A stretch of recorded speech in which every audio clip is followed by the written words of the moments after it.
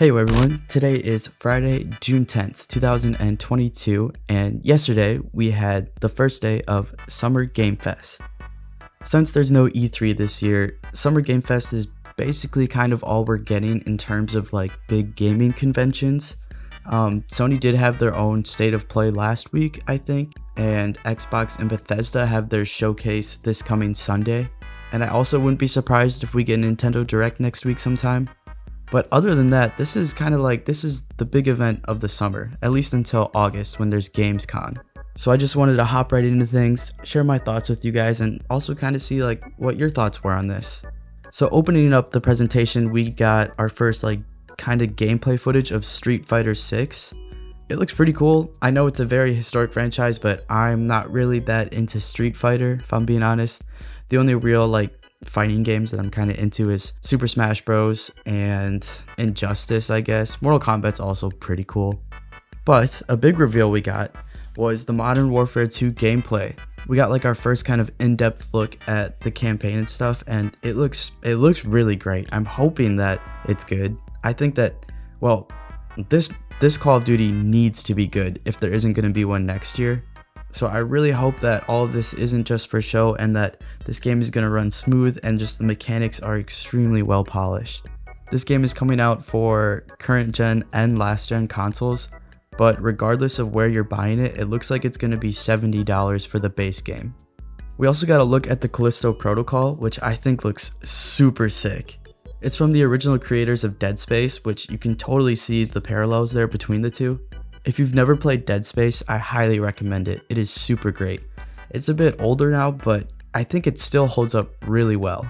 It's also getting its own remake that I think is supposed to come out next year or maybe 2024. And I think that's interesting, that's cool, but I don't really see why we would need it if we're getting the Callisto Protocol, which I think is better than any remake, especially because I don't really think that Dead Space needs a remake quite yet.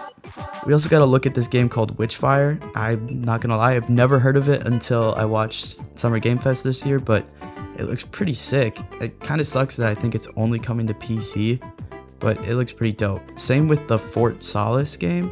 It's PC only, but it looks also really cool. And then we got to look at this game called Routine. Apparently this was announced like a decade ago, I think is what Jeff Keighley said, but I've never heard of it. It looks really, really interesting, and I see that's coming to Game Pass, so that's definitely a game that I'm going to check out right away when it comes out. I kind of almost get like this Prey feeling from it, if you've ever played that game. I think Prey came out in like 2017 or something. It sort of reminds me of that, and it looks creepy, but it looks very interesting. And then, for some reason, we got The Rock here, and I'm so confused about what's going on here. Like, I get he's promoting Black Adam, but he's just... Why the hell is The Rock here? And why it seems like we're interrupting his workout, and he's like pissed that we're here, but he doesn't want to admit it. I don't know. The way he's talking, it seems like he's just trying to fulfill his time requirement for this weird interview thing. I'm just gonna play some of this because you guys got it. This is so awkward and I hate it. Zoa Energy, the #1 fastest growing energy drink in the game. You guys know me by a lot of nicknames. The Rock, La Roca in Spanish, Uncle Handsome, sexiest man alive, big drink energy. Always room for a cheesy joke. There's always room for the extra large cheese pizza, especially when I'm delivering, and I deliver them often.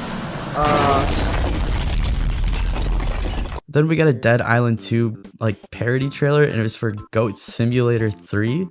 I wasn't sure that there was a second one, and I looked it up, and turns out there isn't. The developers just decided to skip it and make the jump right to 3, which I think is pretty funny. I played a little bit of Goat Simulator, and I don't know, it's fun. It's just like a fun sandbox. But dang, like watching that trailer, I was like, I really should rewatch the Dead Island 2 original trailer, because that got me super pumped for a game that has never come out and probably will never come out.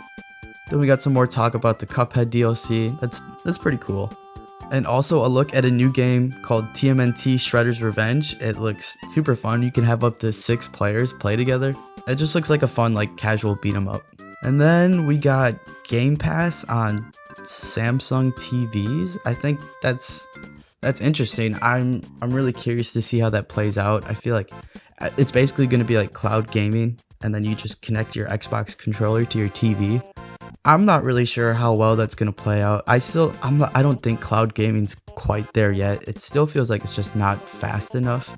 Maybe like once 5G becomes more accessible, or 6G or whatever's next rolls out, and internet's like super smooth, then maybe cloud gaming can be like an actual like viable option for people. But for me personally, I don't think it's quite there yet. Also, we got a glimpse at Warhammer gameplay, and that looks cool, like really cool. I thought this game was, I guess I wasn't really sure what I was expecting from this game, but I was not expecting this. And since this is also coming to Game Pass, I think I might have to give her a whirl. It looks interesting at least. Then we gotta look at Gotham Knights, and that's, it wasn't really much of a look, to be honest. I want to see something more.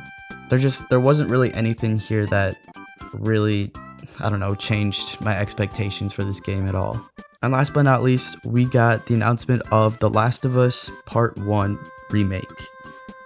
This was also leaked on Twitter through the PlayStation Direct store, like a few hours before the actual Summer Game Fest event.